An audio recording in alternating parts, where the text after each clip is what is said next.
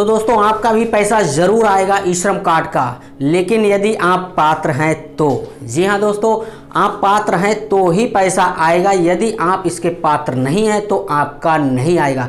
लेकिन कौन लोग पात्र हैं और कौन अपात्र हैं, कौन लोगों ने ये जो अपात्र हैं फिर भी बनवा लिया है और ये आशा कर रहे हैं कि हमारा अभी नहीं आया है, कमेंट करते हैं बार बार, तो हम सारी जानकारी इस वीडियो में देने वाले हैं, तो बने रहिएगा हमारे साथ। तो चलिए शुरू करते हैं। भारत सरकार ने यहाँ पर पूरे देश में ये योजना लागू की थी, ई श्रम कार्ड, जो कि हर असंगठित क्षेत्र लोगों के लिए लाभ पहुँचाने का उन्होंने लक्ष्य बनाया था। इसके द्वारा ऐसा डाटा इकट्ठा करना था कि उनके देश में, यानी कि हमारे भारत देश में कितने ऐसे लोग हैं जो असंगठित क्षेत्र में आते हैं और जो गरीब परिवार की श्रेणी में आते हैं।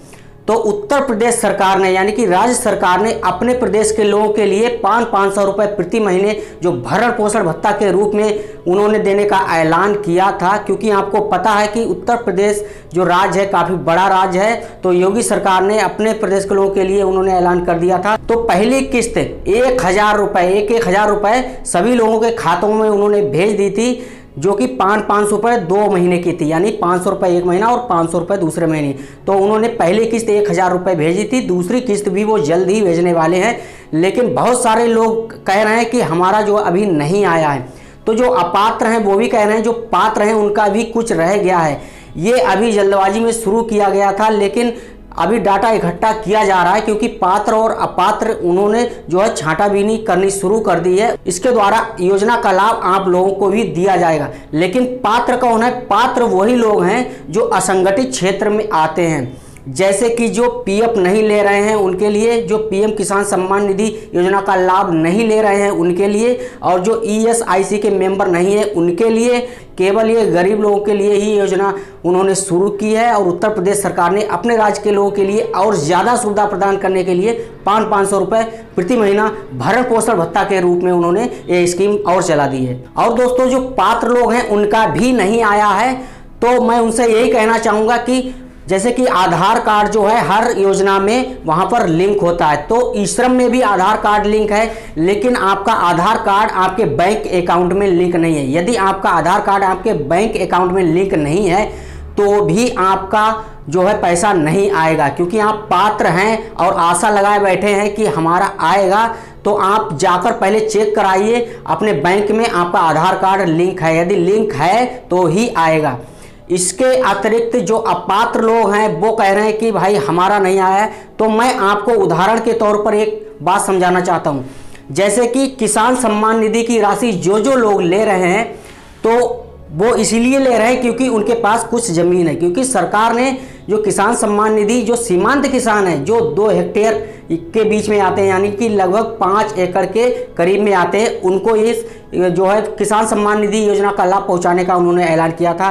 तो उनकी ज़मीन है तो उनको मिल रहा है, लेकिन जिनके पास ज़मीन कुछ नहीं है तो उनको नहीं मिल रहा है, क्योंकि वो अपात्र हैं। क्योंकि पात्र वही हैं जिनके पास कुछ ज़मीन है थोड़ी बहुत, उनको किसान सम्मान निधि का लाभ मिल रहा है, लेकिन जिनके पास नहीं है उनको लाभ नहीं मिल रहा है, क्योंकि वो अपात्र है, इसलिए वो नहीं बनवा सकते।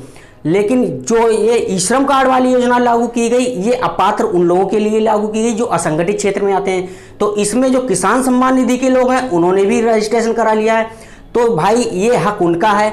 जैसे वो हक आपका था तो आपको मिल रहा है, तो ये हक उनका है, इनको मिलने दीजिए, क्योंकि इसमें टांग ना आ रही है। क्योंकि सीधी सी बात है कि जो योजना जिसके लिए लागू की गई है उसको योजना का लाभ मिलने दीजिए, क्योंकि सरकार के पास सारा डेटा रहता है। आप किसान सम्मान निधि ले रहे हैं या ईएसआईसी के मेंबर हैं या पीएफ का अकाउंट है या आपके पास रोजगार का बहुत सारा साधन है और आप इनकम टैक्स भरते हैं और आप आस लगाए बैठे हैं कि भाई हमें ई श्रम का पैसा क्यों नहीं आ रहा है, तो आपको नहीं आएगा, क्योंकि ये आपका हक नहीं है, ये असंगठित क्षेत्र वालों का हक है और ये उनको ही मिलेगा।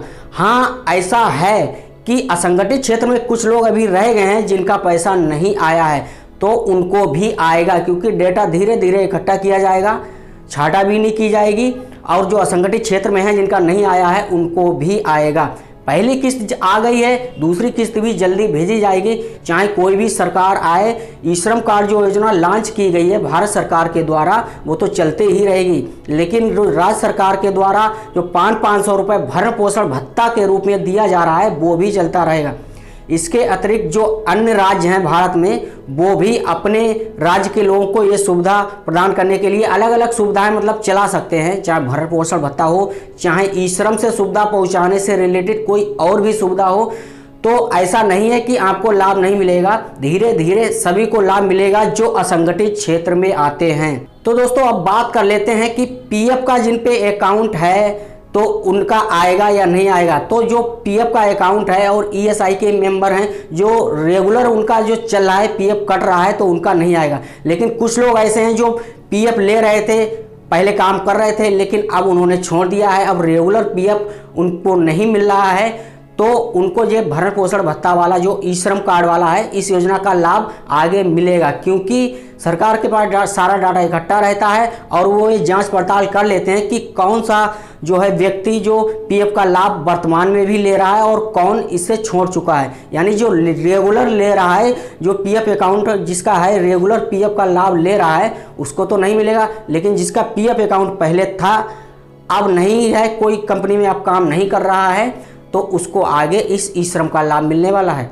इसके अतिरिक्त जो दूसरा लाभ मिलने वाला है वो मैं आपको बता दूं, जैसे कि आप कहीं कंपनी में जा रहे हैं बाहर काम करने के लिए, तो आपके पास जो सर्टिफिकेट होगा जो ई श्रम कार्ड के द्वारा दिया जाता है, जिसमें यूएएन नंबर होता है, तो वो आप दिखा सकते हैं।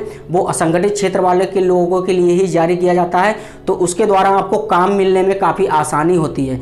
इसके अतिरिक्त इस योजना से और ये लाभ मिलेगा, बीमा का लाभ, यानी दुर्घटना बीमा। जैसे कहीं काम आप कंपनी में करते हैं या कंपनी में करते करते कोई एक्सीडेंट हो जाता है कंपनी में, या कहीं सड़क दुर्घटना में कोई एक्सीडेंट हो जाता है, तो आपको ई श्रम कार्ड जो आपने बना रखा है उसके द्वारा 2 लाख रुपए का दुर्घटना बीमा मिलता है।